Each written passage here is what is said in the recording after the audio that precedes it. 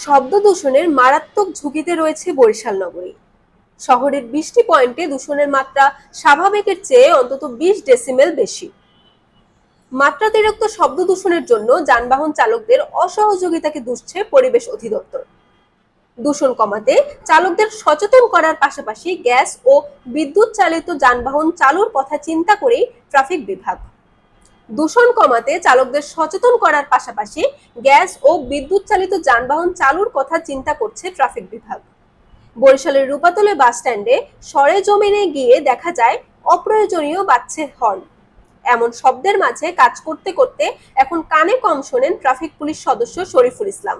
তিনি বলেন, কানে অনেক কম শুনছি, প্রতিদিনই নানা রোগে আমরা আক্রান্ত হচ্ছি।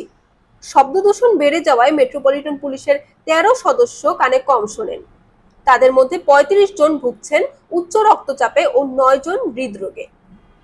বরিশাল পরিবেশ অধিদপ্তরের নিয়মিত পর্যবেক্ষণ থেকে পাওয়া তথ্য বলছে, নগরের 20টি পয়েন্টে শব্দ দূষণের মাত্রা স্বাভাবিকের চেয়ে অন্তত 20 ডেসিমেল বেশি। চালকদের অসচেতনতায় দিন দিন তা বাড়ছে।